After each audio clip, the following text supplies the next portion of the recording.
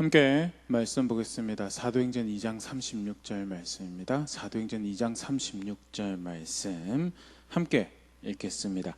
그런즉 이스라엘 온 집은 확실히 알지니 너희가 십자가에 못 박은 이 예수를 하나님이 주와 그리스도가 되게 하셨느니라 하니라. 아멘. 오순절날 성령께서 강림하시는 사건 이후에 베드로가 유대인들 앞에서 설교하는 그 설교의 이제 일종의 결론격에 해당하는 그런 말씀이죠. 베드로 분명히 얘기합니다. 예수님 주와 그리스도시다라는 부분. 오늘 관련해서 하이델베르그 요리문답 34문답 함께 생각해 보도록 하겠습니다. 질문입니다. 당신은 왜 그분을 우리 주라 부릅니까? 답. 왜냐하면 그분은 금이나 은이 아니라 그의 보혈로서 우리의 몸과 영혼을 우리의 모든 죄로부터 구속하셨고 우리를 마귀의 모든 권세에서 해방하여 주의 것으로 삼으셨기 때문입니다. 예수님을 주라고 주님이라고 고백하는 부분에 대해서 성경에서 어떻게 가르치고 있는가 하는 부분들 이제 이렇게 해서 정리하고 있는데요.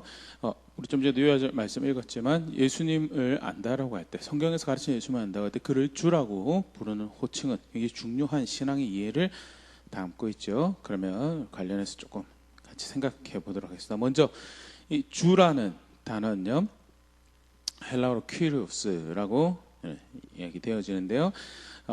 먼저 이 단어는 하나님에게만 쓰는 그런 표현은 아닙니다. 그래서 법령으로 사용되어지고 있고요. 그런 측면에서 신약 성경에서 어떻게 이 단어가 사용되어지고 있는가 따라서 이 단어를 예수님께 향했을 때 이제 누앙스를 조금 우리가 파악을 할 수가 있는데, 먼저는 이 소유와 권리를 가진 자다라는 그 호칭에서 이 주라는 단어를 사용합니다. 사실 이제 뭐 한국어도 주를 그런 측면에서 사용하고 있죠. 가장 쉬운 게 이제 소유권에 대한, 단순히 소유할 뿐만 아니라 그래서 그것에 대해서 권리를 가지고 있음을 표현하는 단어인데요. 마태복음 20장 8절 저물매 포도원 주인이 청지기에게 이르되 품꾼들을 불러 나중 온 자로부터 시작하여 먼저 온 자까지 싹을 주라 하니, 포도원 주인을 향해서 이 퀴리오스라는 단어가 사용되죠. 이때는 포도원을 소유하고 있는 그런 측면에서 주인도 되지만요, 좀 전에 읽었던 것처럼 포도원 경영에 대한 권리를 가지고 있어요. 그래서 그 자들에게 줄 삭을 정하게 되고 품꾼을 이제 일꾼을 부르는 그런 경영의 권리를 또 행사하는 부분도 이제 본문에 찾아볼 수 있는데, 그런 자를 칭할 때 주인이다, 퀴리오스라고 그렇게 부르는 것을 우리가 볼 수 있습니다. 마가복음 13장 35절 그러므로 깨어있으라. 집주인이 언제 올지 혹 저물 때일는지 밤중일는지 닭 울 때일는지 새벽일는지 너희가 알지 못함이라. 마찬가지로 집에 대한 소유 권리를 가지고 있는 사람이고, 그러기에 집에 대한 권리를, 집에 대하여 뭔가를 결정하고 뜻을 펼쳐갈 권리를 가지고 있는 존재를 주라고 부르는. 에베소 6장 9절 상전들아 너희도 그들에게 이와 같이 하고 위협을 그치라. 이는 그들과 너희의 상전이 하늘에 계시고 그에게는 사람을 외모로 취하는 일이 없는 줄 너희가 알미라. 여기 이제 상전들아라는 한국어 단어로 번역된 부분이 이제 주다라는, 주인들아, 그들에 대해서 이제 종들에 대해서 위협을 그치라는데, 상전이 종을 소유하고 있고 그 상전이 주인에 대한, 주인이 이제 종에 대한 어떤 자기가 원하는 대로 할 수 있는 그 권리를 가지고 있기 때문에 이제 마음대로 이제 할 수 있을 거라 생각되어지고 실제로 그렇게 하죠. 특별히 이제 로마 당시에는 종은 인격체로 존중을 받지 못했고 물건의 하나로 취급되었죠. 그래서 인권을 가지지 못하고 속시 이제 생사의 여탈권을 주인이 가지고 있다고, 주이고 살고를 주인 마음대로 결정하는 이 처지가 종 노예의 상황이었는데, 그런데 그리스도를 안다면 더 위에 주인이 계신 줄 알고 그런 식으로 네가 아무리 소유하고 있지만 너의 권리를 그런 식으로 사용하는 것은 바람직하지 않다라는 그런 측면에서 바울이 주인들에 대해 가르치고 있는 내용인데요. 동일하게 우리가 이 단어 자체가 무엇을 설명하고 있는가, 무엇을 표현하고 있는가, 소유에 대한 것을 인정을 하고 그 다음에 그에 해당하는 권리를 네가 가지고 있음에 대해서 이제 보여준 단어가 큐리오스라는 단어다. 더불어서 이 주라는 단어는요 권위에 대해서 또 표현을 하는 그런 단어로 사용되어지는데요. 사도행전 25장 26절 그에게 대하여 황제께 확실한 사실을 아랠 것이 없으므로 신문한 후 상소할 자료가 있을까 하여 당신들 앞 특히 아그리빠 왕 당신 앞에 그를 내세웠나이다. 바울에 대해서 신문하였던 사람이 이제 이 바울에 대한 이 정황을 이제 이야기하는 그런 장면인데요. 한국 번역에는 황제께라고 이렇게 번역이 되는데 여기 사용된 헬라어 원문은 퀴리오스라고 주께라는, 사실 이제 그냥 주라고 번역을 할 경우에 오해가 발생할 수 있는 부분에서 이제 의역을 한 거죠. 여기서 말한 그가 말한 주는 황제를 의미하는 거고요. 이때 이 퀴리오스라는 단어는 권위자, 그리고 그가 가지고 있는 권위를 이야기하는 거죠. 그래서 자기는 그에게 보고를 해야 되는, 그가 내 위에 있는 권위를 가진 주권자로서의 권위를 이렇게 나타내는 그런 표현으로, 호칭으로 또는 존중의 이 자세를 표현하는 단어로 사용되어진 게 이 퀴리오스라는 이 단어고요. 이 주라는 단어, 대상이 주가 된다는 것도 의미가 되지만요, 앞에 살펴본 것처럼 소유와 권리를 나타내는 그런 단어라면 또 그가 가지고 있는 권위, 더불어서 능력도 사실 이제 보는 부분인데요. 또 이런 권위를 나타내는 표현으로 하나 보일 수 있는 게 베드로는 3장 6절 사라가 아브라함을 주라 칭하여 순종한 것 같이 너희는 선을 행하고 아무 두려운 일에도 놀라지 아니하면 그의 딸이 된 것이니라. 아내들에 대해서 이야기하면서 사라가 아브라함을 남편인 아브라함을 주라고 불렀던 부분에서, 물론 일반적인 호칭은 아니죠. 그러나 남편에 대해서 아내가 존중하고 그 권위를 인정해야 되는 이제 일종의 표현으로 이제 이런 예를 들면서 베드로가 이제 아내들이 질서 안에 살아갈 것을 이제 가르치는, 그것이 이제 하나님을 존중하는 신앙의 한 모습임을 가르치는 장면인데요. 남편의 이제 부르는 이 장면도 소유, 권리 이런 측면에서 이 주란 단어를 사용하는 게 아니죠. 그러면 뭐냐? 권위자다. 가정 안에서, 부부 관계에서 질서, 하나님께서 만든 질서 안에서 그가 권위자다라는 측면에서 이 표현을 사용을 하고 있는 걸 볼 수 있고요. 또 마태복음 21장 30절 둘째 아들에게 가서 또 그와 같이 말하니 대답하여 이르되 실수이다 하였다가 그 후에 뉘우치고 갔으니, 여기 이제 한국어 번역에는 사실 등장하지 않는데요. 헬라어 원문에는 그 뉘우치고 갔다라는 그 표현에 주라는 단어가 사용되는데, 그래서 아버지를 주라고 부르는 그런 모습이 이제 등장을 하고 있고요. 그래서 영어 같은 경우는 그 뉘앙스를 살리려고 I will sir이라는 이 존중하는 호칭을 이제 붙이고 있긴 한데요. 아버지가 아들을 소유하고 있다는 측면의 그 뉘앙스보다는 권위자로서 가정 안에서 아들에 해당하는 권위를 가지고 아들이 아버지 권위를 인정하는, 존중하는 표현에서 주라는 표현을 이렇게 사용하고 있는 부분에서요, 퀴리오스라는 단어가 가지고 있는 뉘앙스를 우리가 좀 볼 수 있죠. 황제, 정치적 권위자, 또 남편, 아내, 아버지뿐만 아니라 선생님에 대해서도 이 주라는 단어를 사용. 제자들이 예수님 부를 때 이런 측면에서 주라는 표현을 사용하는 게 이제 몇 장면 볼 수 있죠. 마태복음 8장 25절 그 제자들이 나와 깨우며 가로되 주여 구원하소서 우리가 죽겠나이다. 그래서 풍랑에 이제 던져졌을 때 예수님을 깨우는 장면에서 이 주라는 이 표현을 사용하는데요.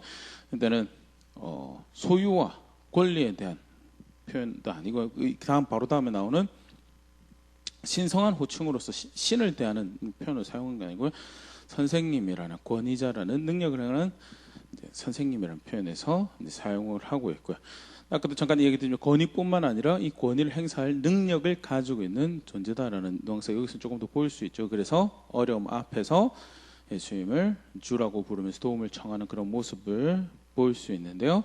이 퀴리오스는 단어가 그런 부분을 사용되어지고, 아까 처음에도 잠깐 얘기 드렸던 것처럼 어떤 신성한 표현으로 사용되는 그런 단어가 일상적으로 사용돼요. 그래서 집주인한테도, 보돈주인한테도, 노예 주인한테도, 황제한테도, 남편, 아내에게도, 아버지에게도 이제 사용되어지는 그런 단어다라는 것.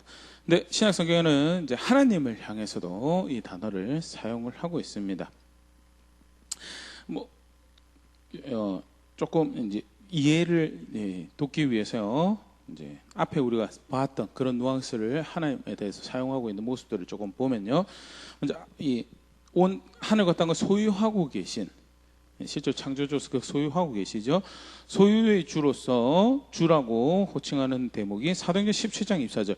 우주와 그 가운데 있는 만물을 지으신 하나님께서는 천지의 주제신이 손으로 지은 전에 계시지 아니하시고 하늘과 땅의 주가 되신, 하늘과 땅을 소유하고 계시고 그 안에 거하는 모든 것들에서 권리를 가지고 계시는 주인이다라는 측면에서 하나님을 향해서 주라는 이 큐리오스라는 단어를 사용하고 있는 것을 우리가 볼 수 있고요.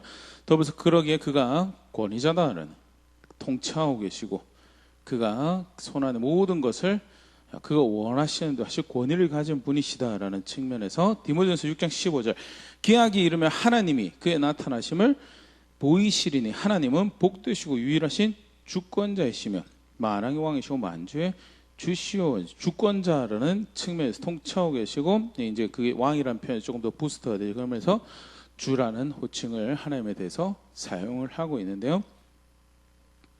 소유와 권위와 능력, 권리를 가지신 분으로서 하나님을 우리는 그렇게 존중합니다. 우리는 하나님을 그렇게 알고 있습니다. 하나님을 그렇게 신뢰합니다.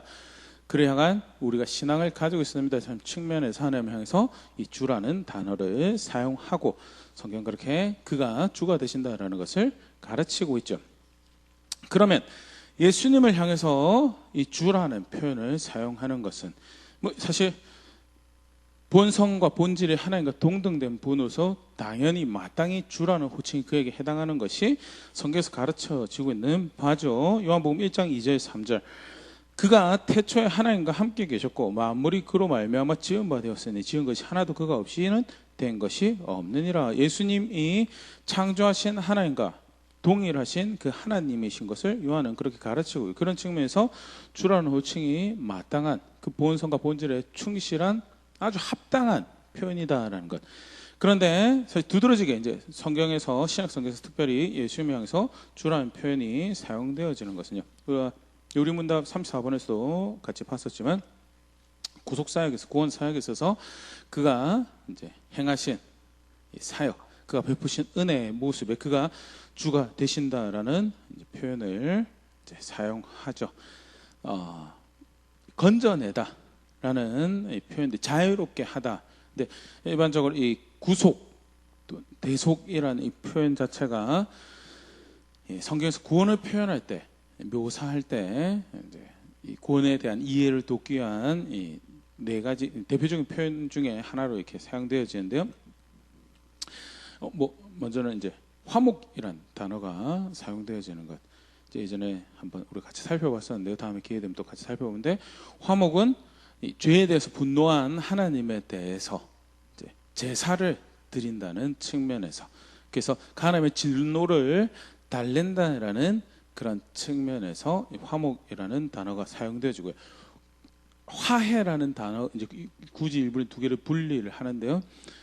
화해는 이제 깨어진 관계가 회복된다는 측면이고, 화목은 이제 신에 대한 그런 뉘앙스로 이제 설명된 이제 그 히브리서 같은 게 이제 그런 측면에서 유대의 제사 제도를 이제 차용을 해서 예수님께서 행하신 그 구원 사역 그렇게 설명하는 뉘앙스를 볼 수 있다면요. 이 구속이라는 것은 경제적인 개념에서 사가지고 오다 또는 다시 되사가지고 오다라는 그런 뉘앙스를 가진 단어고요. 예수님께서 우리를 구원하신, 예수님께서 행하신 구속 사역의 또 중요한 모습을 설명하는 그런 측면인데요. 간단하게 살펴보면 먼저는 이제 우리의 신분이 노예가 되어졌다는, 팔려나간 종이 되어버린 신분이다라는 것을 이제 전제를 하고 있죠. 그럼 어떻게 우리가 종이 되는가? 요한복음 8장 34절 예수께서 대답하시되 진실로 진실로 너에게 이르노니 죄를 범하는 자마다 죄의 종이라. 죄를 범한 자는 죄의 종이다. 단순히 죄의 종일 뿐만 아니라 로마서 5장 12절 그러므로 한 사람으로 말미암아 죄가 세상에 들어오고 죄로 말미암아 사망이 들어왔나니 이와 같이 모든 사람이 죄를 지었으므로 사망이 모든 사람에게 이르렀느니라. 죄의 종으로 살아가고 죄로 인해서 사망이 두려워져서 사망의 종으로, 사망의 노예된 자리로 살아가죠. 그래서 죄의 질서를 따라서 사실 죄의 질서라고 하면 좀 나쁘게 들려질 수 있는데 결국 주권자이신 하나님의 질서를 거절하고 자기가 원하는 데 쫓아 살아가는 것을 성경에 다 죄라고 그러죠.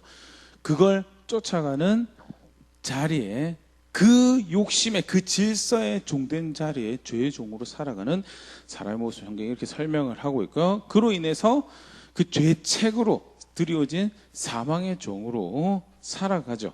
심각한 문제는요. 로마서 3장 23절 모든 사람이 죄를 범하였으면 하나님의 영광에 이르지 못하더니 종이 되어버렸는데 노예가 되었는데 그것을 스스로 개선할 능력이 없더라는 거예요. 모든 사람이 다 죄인이라서 개선할 수 있는 그것을 페이백하고 다시 지불해서 정상적인 상태로 종이 아닌 상태로 되돌려 올 수 있는 그런 어떤 장치도 능력도 충분한 자격도 가진 존재가 아무도 없더라라는 것. 그래서 총체적으로 갈라디아서 3장 13절에 저주 아래 있다라고 표현을 하는데요. 갈라디아서 3장 13절 그리스도께서 우리를 위하여 저주를 받은 바에서 율법의 저주에서 우리를 속량하셨으니 기록된 바 나무에 달린 자마다 저주 아래 있는 자라 하셨음이라 하면서 우리가 받을 저주를 그리스도 대신 당했다는데요. 그러면 그 전에 우리가 그 노예 상태로 있는 것이 저주받은 상태, 노예로 종으로 그런데 스스로 건져낼 수 없는 노예로 종으로 살아가는 그런 상태다라는 것을 이렇게 설명을 하는데요. 그러면 그 가운데 있는 사람에 대해서 예수님께서 이 구속 사역이라는 표현으로 우리 구원을 묘사하는 것들을 보면요. 먼저는 속전을 대가를 지불하셨다라는 것이 이제 성경에서 가르치고 있죠. 마가복음 10장 45절 인자가 온 것은 섬김을 받으려 함이 아니라 도리어 섬기려 하고 자기 목숨을 많은 사람의 대속물로 주려 함이라는 인자 예수님께서 오신 것은 섬기려 하시고 나 구체적으로 어떤 궁극적 섬김이냐 자기 목숨을 대가로 지불하게 자기 목숨을 대속물로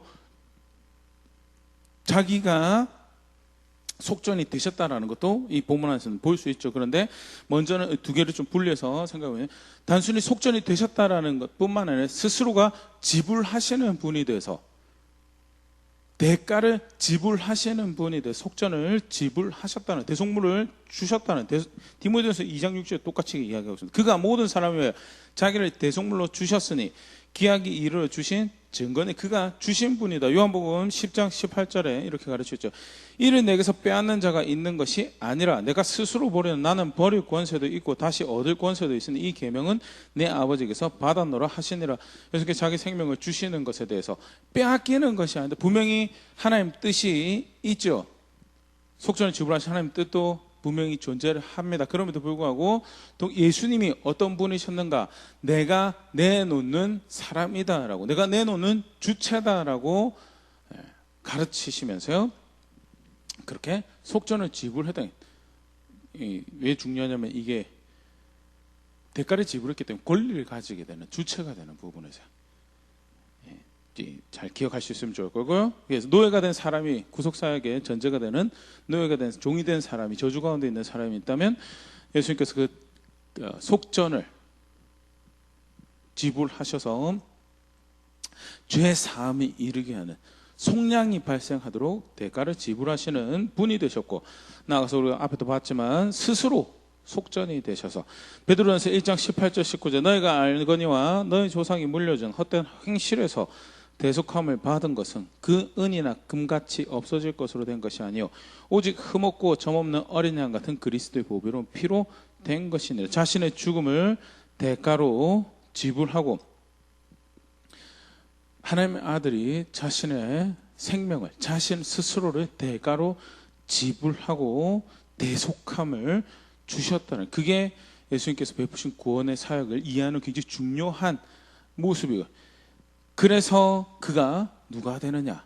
대가를 지불한 주체로서 대가가 되시기도 하시지만 대가를 지불한 주체로서 그가 주가 되신다는 빌립보서 2장 9절 11절 이러므로 하나님이 그를 지극히 높여 모든 이름에 뛰어난 이름을 주사 하늘에 있는 자들과 땅에 있는 자들과 땅 아래에 있는 자들로 모든 무릎을 예수의 이름에 꿇게 하시고 모든 입으로 예수 그리스도를 주라 시인하여 하나님 아버지께 영광을 돌리게 하셨느니라. 예수님께서 하나님과 동등된 본성과 본질을 가지셨지만 종의 형체를 가지시고 하나님 뜻 아래 구속 사역을 이루시죠. 십자가에 죽기까지 순종하셔서, 그래서 하나님께서 그를 지극히 높이서 그가 원래 이제 본성으로 주이시지만요, 하나님 계획 가운데 그가 주가 되게 하셨고, 모든 세상은 2장 10절에 베드로보서 2장 10절 표현 그렇습니다.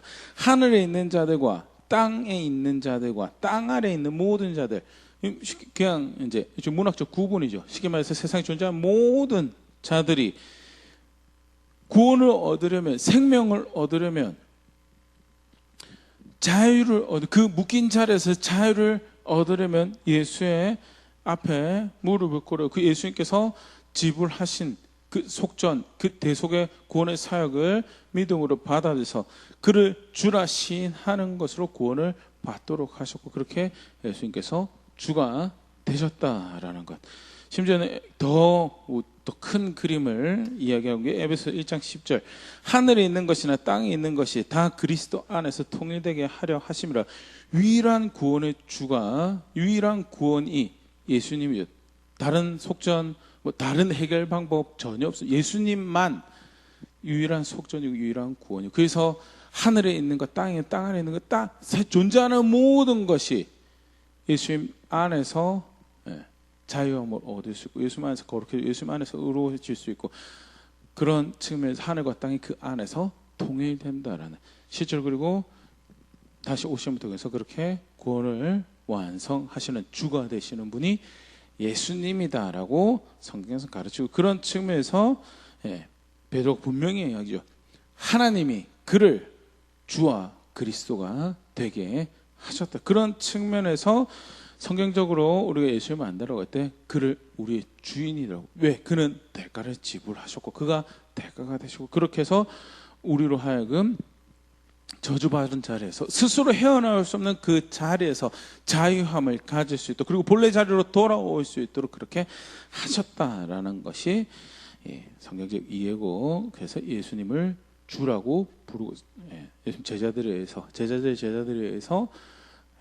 하나님 말씀에서 그렇게 가르쳐지고 있죠. 그러면 예수님이 주가 되신다라는 신앙은요, 여러 가지 생각해 볼 수 있지만 오늘 한 세 가지로 다시 한번 더 분명하게 우리가 확인할 것입니다. 첫 번째, 예수님을 주라고 고백하는 주 예수 그리스도 예수가 주이십니다라고 고백하는 신앙은요, 무엇을 이야기하냐? 절대 나는 이제 다른 것의 종이 아니다라는 것. 히브리서 2장 14절 15절, 자녀들은 혈과 육에 속하였음에 그도 또한 같은 모형으로 혈과 육에 함께 지니심은 죽음을 통하여 죽음의 세력을 잡은 자 곧 마귀를 멸하시며 또 죽기를 무서움으로 한평생 매여 종노릇하는 모든 자들을 놓아주려 하심이니. 이제 우리 앞에 살펴봤지만 죄의 종이었던 우리가 이제 죄에서 해방되어지고 죽음, 마귀에서도 해방되어지고, 예수님이 주라고 부른 그 그가 지불하신 속전을 믿음으로, 그 은혜를 믿음으로 취함으로 이제 예수님이 나의 주인이고 죄가 나의 주인, 내 맘대로 살아가는 것이, 그 생활 방식이 내 주인이 나를 이끌어가는 주체가 될 수 없다라는 것. 죽음의 두려움에 이렇게 하면 죽을까 저렇게 하면 죽을까라는 그 고민에서 살아가지 않고 나의 삶을 이끌어가는, 내 마음을, 내 생각을 이끌어가는 다른 주체가, 나는 다른 어떤 것에 종이 될 수 없고 나를 대가를 지불하고 사신 주가 계신다라는 것을 분명히 하는 것이 예수님을 주라고 부르는 신앙이죠.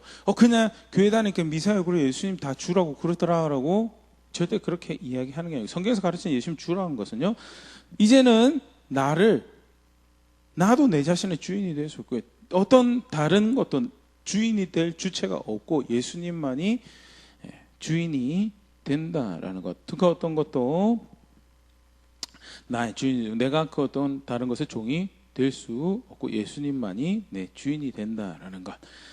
먼저는 그것을 분명히 가르치고 있고, 두 번째는요, 그러기 때문에 또한 내가 예수님을 주라고 부르는 우리가 교회가 어떤 은혜 가운데 살아가는가.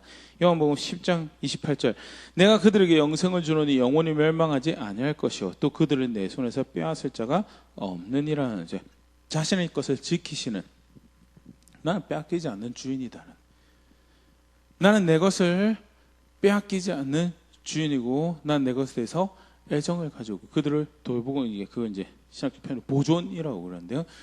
보존하시는 자신의 것을 지키시는 은혜가 함께하는 자리에 있다라는 것이 예수님을 주라고 고백하는 거죠. 그래서 바울이 사실 여러 가지 측면이 있지만 나는 세상 모든 사람이 나를 버린 자처럼 망한 자처럼 그렇게 나는 절대 망할 수가 없고 나는 버림받은 자리에 있지 않다라고 고린도서 4장에서 그렇게 고백할 수 있는 게 예수님의 것이 되었고 예수님의 소유가 되었고 그 말은 내가 그를 주인으로 안다라는 것들이지만 그가 나를 자신의 소유로 알고 지키시는 은혜 가운데 살아가고 때때로 예수님을 미워하고 예수님의 가르침을 진리를 미워하는 세상이기에 세상에서 버림받은 자처럼 그렇게 살아왔죠. 예수님 진시대에 고백하는 걸음들은 2000년 교회 역사 띄엄띄엄을 우리가 시간 되는 도 함께 살펴보지만요.